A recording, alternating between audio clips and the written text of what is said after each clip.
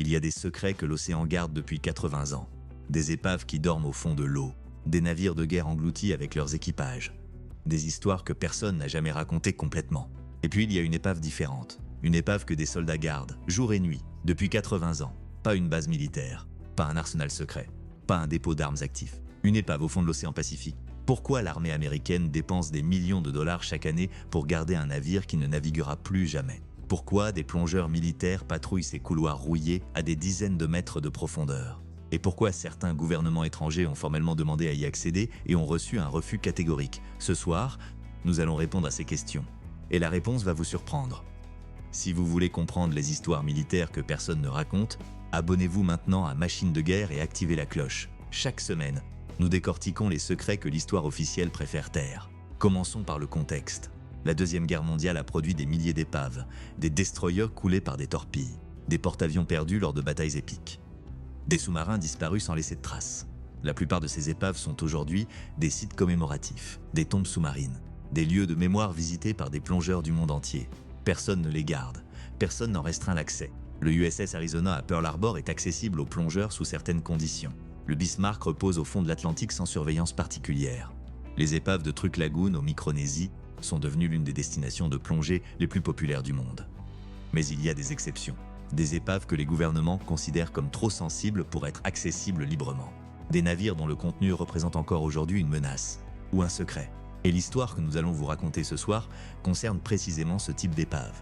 Commençons par un naufragio que très peu de gens connaissent, mais dont les conséquences ont changé le cours de la guerre, le 17 juin 1940, France, port de Saint-Nazaire. L'Allemagne vient d'envahir la France. Les forces alliées sont en retraite sur tous les fronts. L'évacuation de Dunkerque vient de se terminer, et dans le port de Saint-Nazaire, des dizaines de milliers de soldats britanniques attendent désespérément d'être évacués. Le SS Lancastria est réquisitionné pour participer à l'opération Ariel, l'évacuation des troupes britanniques de France. Le Lancastria est un paquebot de croisière, pas un navire de guerre, conçu pour transporter confortablement 2000 passagers. Ce jour-là, il en embarque entre 6000 et 9000. Les chiffres exacts ne seront jamais confirmés. Parce que dans la confusion de l'évacuation, personne ne tient de liste précise. À 15h48, un bombardier allemand Junkers 88 largue 4 bombes. Toutes les 4 touchent le Lancastria. Le navire coule en 18 minutes. 18 minutes, avec entre 6000 et 9000 personnes à bord. Des milliers sont piégés à l'intérieur du navire avant même de pouvoir atteindre le pont. D'autres sautent à l'eau mais le carburant répandu à la surface prend feu. Les survivants tentent de nager à travers des flammes. Des avions allemands mitraillent ceux qui nagent dans l'eau. En moins d'une heure, entre 4000 et 6000 personnes sont mortes. C'est la plus grande catastrophe maritime de l'histoire britannique. Plus de morts que le Titanic, plus de morts que le Lusitania, en 18 minutes. Et pourtant, presque personne ne connaît le nom du Lancastria. Pourquoi? Parce que Winston Churchill a personnellement ordonné de censurer l'information, le jour même du naufrage. Churchill a reçu la nouvelle et a immédiatement compris ce qu'elle signifiait. La France venait de tomber. L'Angleterre était seule face à l'Allemagne. Le moral de la population était au plus bas. Annoncer la mort de 4000 à 6000 soldats britanniques en une seule après-midi, sur un navire civil, sans combat, coulé en 18 minutes. Churchill a décidé que le peuple britannique ne pourrait pas le supporter. Il a signé un ordre de censure officiel. Les journaux britanniques avaient déjà la nouvelle. Ils l'avaient reçue de témoins directs, de survivants, de journalistes présents sur place. Sur ordre de Churchill, l'histoire a été supprimée, complètement. Les survivants ont reçu l'ordre de ne pas parler du naufrage. Les familles des victimes n'ont pas été officiellement notifiées pendant des semaines.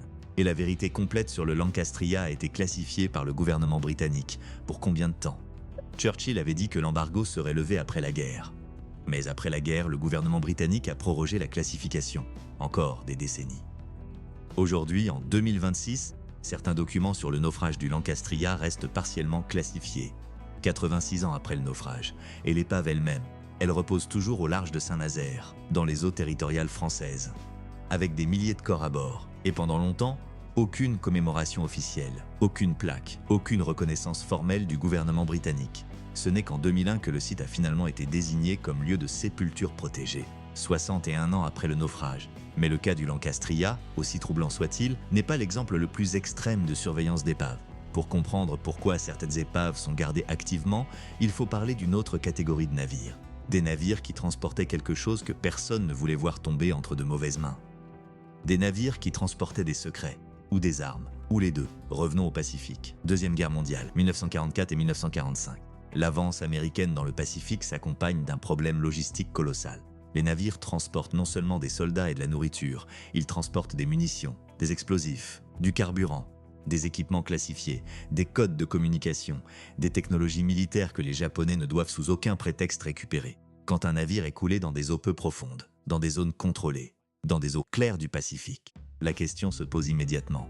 Qu'est-ce qu'il y avait à bord et est-ce que ça représente encore une menace? Il y a plusieurs types de menaces que des épaves peuvent représenter des décennies après leur naufrage. La première est environnementale. Des milliers de navires coulés pendant la Deuxième Guerre mondiale contiennent encore des millions de litres de carburant dans leurs cuves. Ce carburant, enfermé dans des coques d'acier pendant 80 ans, représente une bombe à retardement écologique. Les cuves rouillent, progressivement, inévitablement. Et quand elles cèdent, elles déversent leur contenu directement dans l'océan. Ce phénomène a déjà commencé sur plusieurs épaves du Pacifique. Des nappes de carburant ont été observées à la surface au-dessus de certaines épaves de Truk Lagoon. Des études scientifiques ont confirmé que les fuites s'accélèrent avec le réchauffement des océans. L'USS Arizona à Pearl Harbor contient encore estimativement 500 000 litres de carburant. Il fuit déjà, à raison de quelques litres par jour. Ce qui explique pourquoi la marine américaine surveille attentivement l'épave. Pas pour des raisons militaires, mais pour des raisons environnementales et mémorielles. La deuxième menace est explosive. Soutenez cette chaîne sur Buy Me a Coffee. Le lien est dans la description.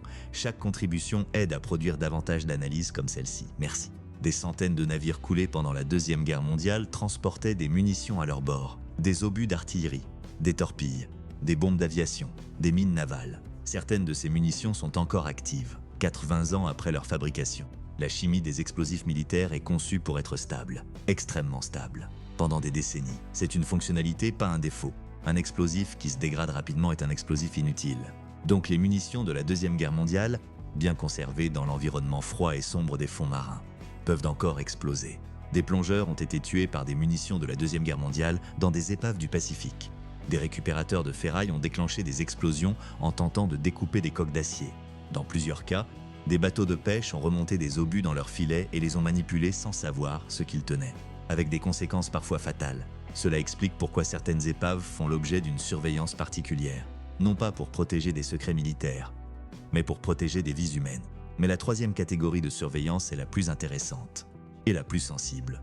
Des épaves qui transportaient des technologies classifiées, des systèmes d'armement dont les plans ne devaient jamais tomber entre de mauvaises mains, des équipements cryptographiques, des matériaux dont la composition chimique représentait un avantage militaire stratégique.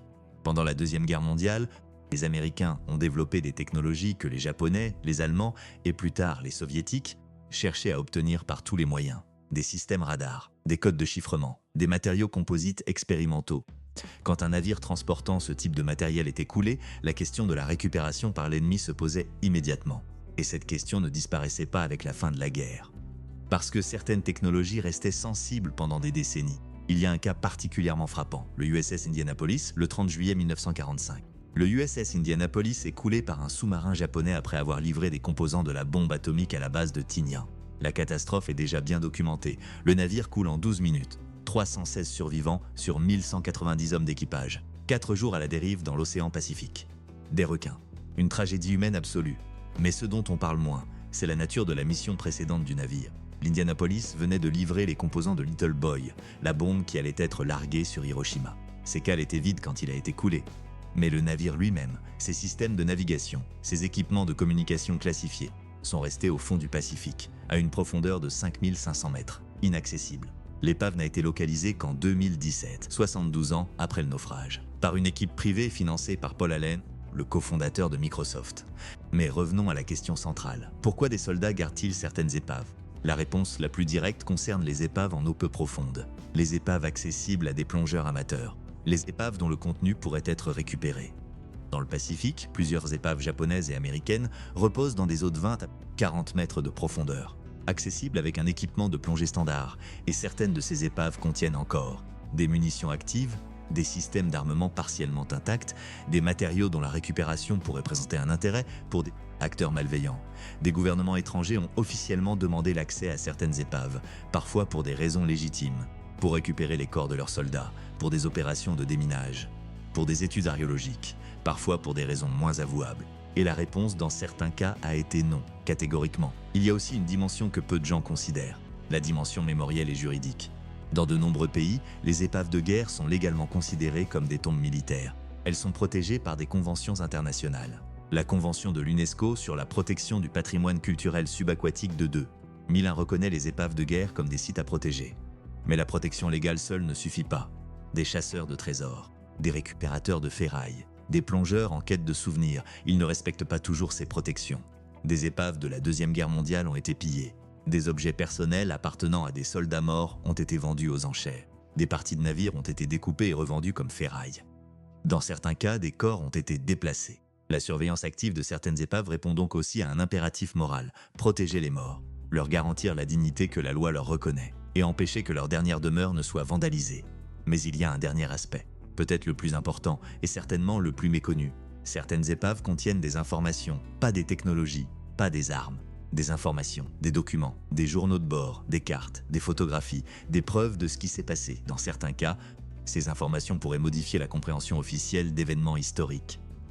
Remettre en question des récits officiels, embarrasser des gouvernements ou révéler des vérités que certains préféreraient garder enfouies, comme le Lancastria et ces milliers de morts que Churchill a choisi de taire. 80 ans plus tard, des familles cherchent encore des réponses.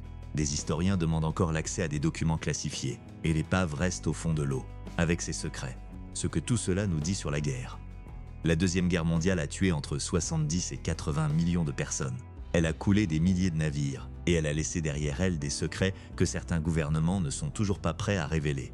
Complètement, des épaves gardées, des documents classifiés, des familles sans réponse. La guerre ne se termine pas quand les canons se taisent. Elle continue dans les archives, dans les fonds marins, dans les silences officiels, et parfois, dans les patrouilles nocturnes de soldats qui gardent des épaves que le monde a oubliées. Mais que certains gouvernements n'ont pas oubliées, parce qu'ils savent ce qu'elles contiennent. Si cette analyse vous a intéressé, abonnez-vous maintenant à Machine de guerre. La semaine prochaine, nous plongeons dans un autre secret militaire que l'histoire officielle préfère ignorer. Activez la cloche pour ne manquer aucune vidéo. Et si vous voulez soutenir ce travail de recherche, retrouvez le lien Buy Me a Coffee dans la description. Chaque contribution compte. À la prochaine.